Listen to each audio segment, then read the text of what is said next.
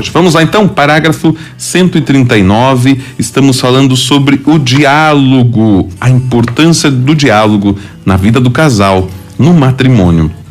Então o Papa diz assim: amplitude mental, para não se encerrar obsessivamente em poucas ideias, e flexibilidade para poder modificar ou completar as próprias opiniões.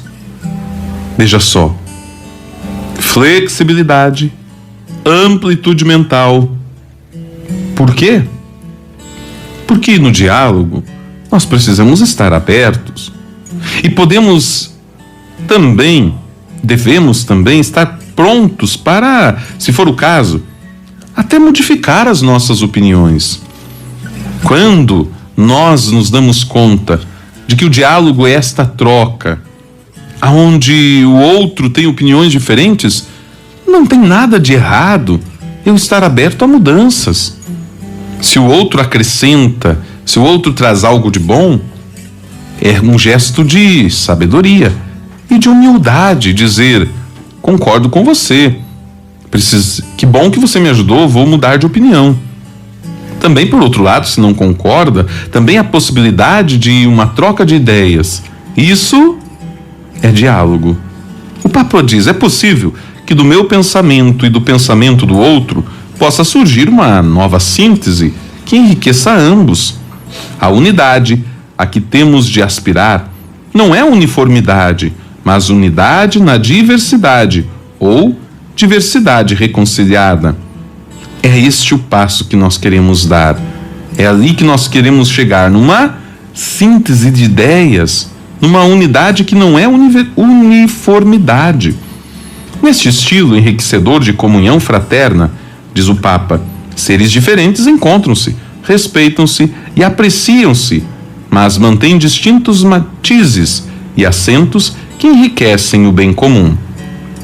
A partir do momento então que estou aberto a este processo, nós vamos fazer aqui o que o Papa chama de uma comunhão fraterna enriquecedora.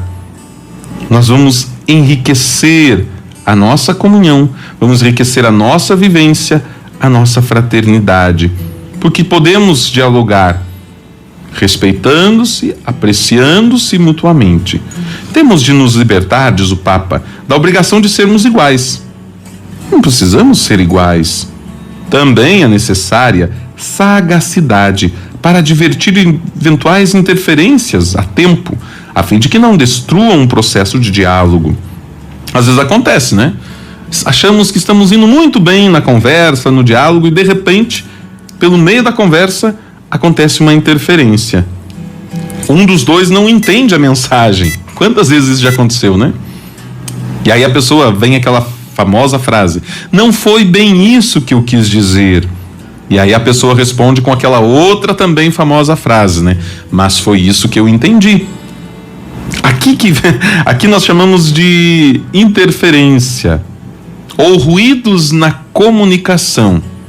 Uma comunicação ruidosa pode levar, inclusive, a uma separação, a destruição da família.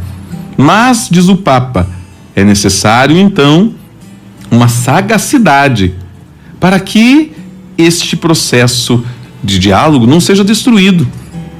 Porque se leva tempo para se construir uma abertura, confiança. Aí chega num determinado momento, botar tudo a perder. Então é necessário sagacidade, vem nos dizer o Papa. Estarmos atentos, estarmos requintados, finos, sabermos sair, já ouviu falar aquele ditado, né? Sair pela tangente, para que a comunicação não se estrombique, como diria um famoso comunicador. Por exemplo, diz o Papa, reconhecer os maus sentimentos que poderiam surgir e relativizá-los, para não prejudicarem a comunicação. Aqui eu quero trazer um outro exemplo, contribuindo com essa reflexão. Às vezes o próprio preconceito. Eu não conheço a pessoa, eu ouvi falar dela e eu já vou armado diante dela, porque me disseram que ela é assim, porque outras pessoas me falaram que ela é assim, mas eu mesmo não conheço, não tive experiência. Então eu já vou predisposto a ignorá-la, predisposto a ofendê-la. Por isso o Papa diz, é necessário muitas vezes relativizar talvez alguma coisa que possa prejudicar a comunicação. Não, ele foi um pouco agressivo na palavra, eu não vou responder na mesma agressividade. Pode ser que hoje ele não está num dia bom, pode ser que aconteceu alguma coisa que eu desconheço. E isso às vezes na vida do próprio casal. A gente brinca assim, hoje dormiu costa descoberta. Não dormiu bem. É importante, diz o Papa, a capacidade de expressar o que se sente, sem ferir. Esse é o desafio. Expressar o que nós sentimos sem ferir o outro. Se eu fui ferido e agora eu estou machucado, eu não necessariamente preciso também ofender e machucar o outro com a minha palavra. É necessário utilizar uma linguagem e um modo de falar que possa ser mais fácil, aceito e tolerado pelo outro. Embora o conteúdo seja exigente. Quantas vezes precisamos falar coisas pesadas, mas precisamos calibrar na palavra. Tem pessoas que já têm um tom de voz mais alto e falam meio gritando, que às vezes ela está até elogiando, mas como o tom de voz é um tom pesado, você tem a impressão de que ela está te criticando. E se a pessoa teve algum histórico de sofrimento, algum histórico, ou está ferida por algum autoritarismo, a primeira reação é justamente se defender. E aí o Papa continua então dizendo: expor as próprias críticas, mas sem descarregar a ira como uma forma de vingança. Evitar uma linguagem moralizante que procure apenas agredir, ironizar, culpabilizar, ferir. Olha quantas formas aqui que a nossa linguagem pode tomar e que são prejudiciais. Uma linguagem que agride, que ironiza. Como é triste, né? A ironia, o deboche. Às vezes a ironia machuca mais do que uma palavra ofensiva. O modo como a pessoa se refere a você e debocha machuca muito mais.